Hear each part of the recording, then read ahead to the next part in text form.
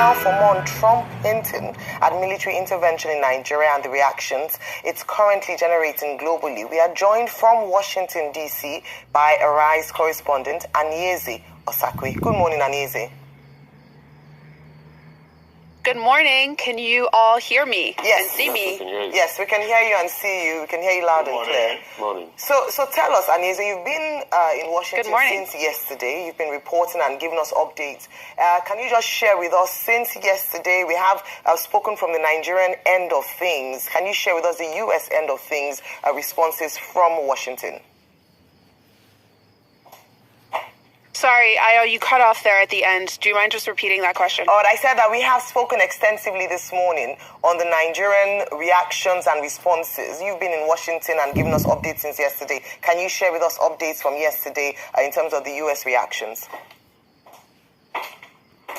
Yeah, absolutely. I mean, just to kind of set the scene and the context of where I am, I mean, I'm literally standing in front of the White House. I don't know if you guys can see it. It's a little bit dark.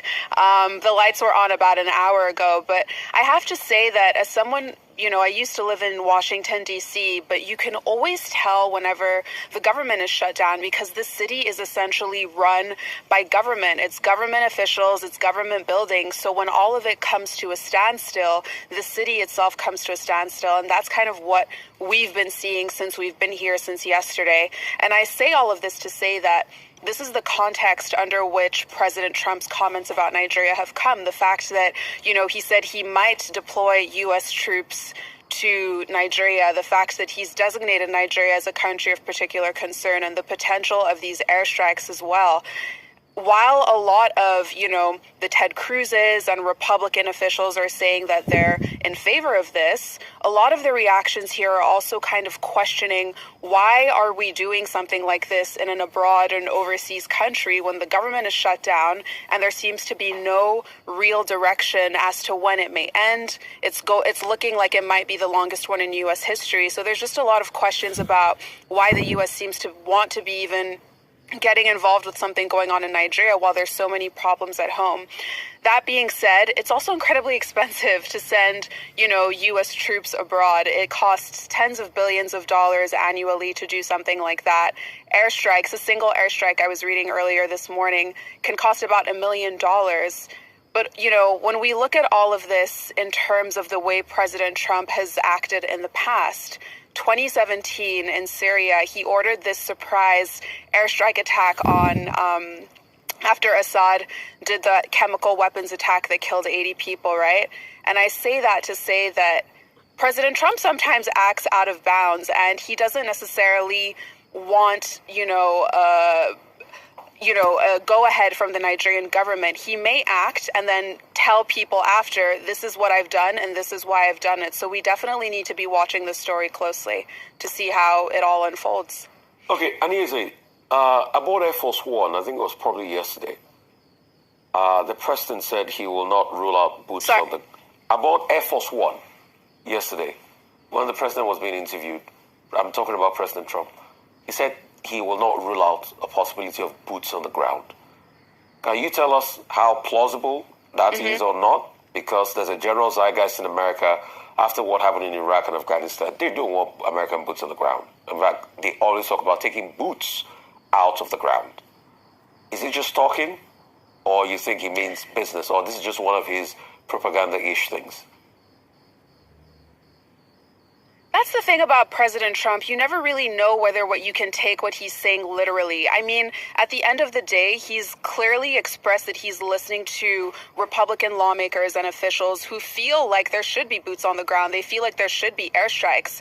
But at the same time, this is also a day where a lot of American voters are going to the polls. You know, there's the mayor race in New York, and people are really concerned with what's going on at home. I don't think that there's a sense that the U.S. necessarily needs to be getting involved with anything that regards Nigeria. That being said, we know that the Christian conservative right wing is his base, and he's definitely willing to listen to them. So there's this, he's trying to thread that needle between trying to appease the people who voted him into power, but also, what the American voters want. And that's not necessarily to spend tens of millions of dollars to help Nigeria. Aneza, so do you think this is a possible Christian right-wing distraction for Trump at a time where he's not doing well in the polls?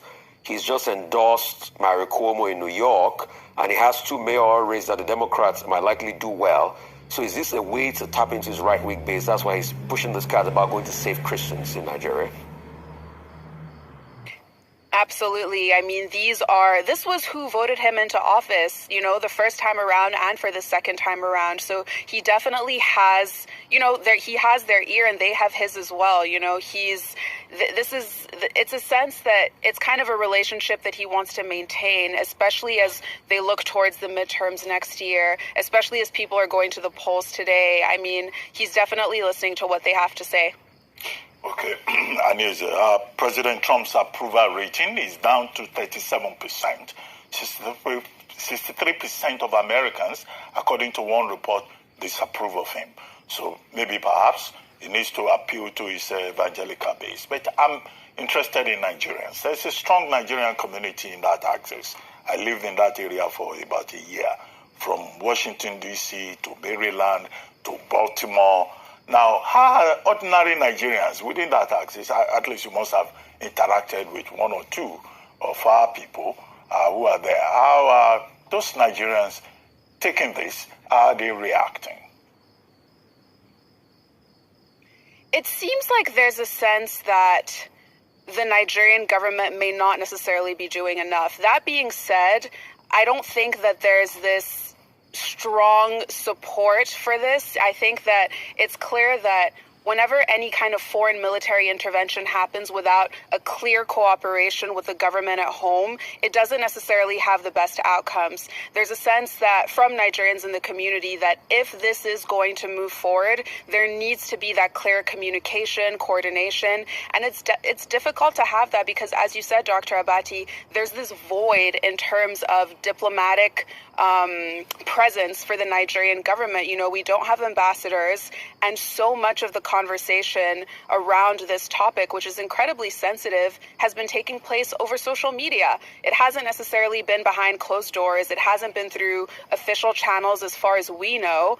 And, there's this sense that if this is going to happen, it will need a proper coordinated effort between both the Nigerian government and the U.S. government as well.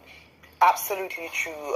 Proper coordinated efforts. And that's why, again, we emphasize the news that we shared earlier on, which is that the president will be appointing ambassadors as early as next week, and security services have been asked to vet them very swiftly. Thank you so much, Anieze. We look forward to more updates from you from Washington, D.C.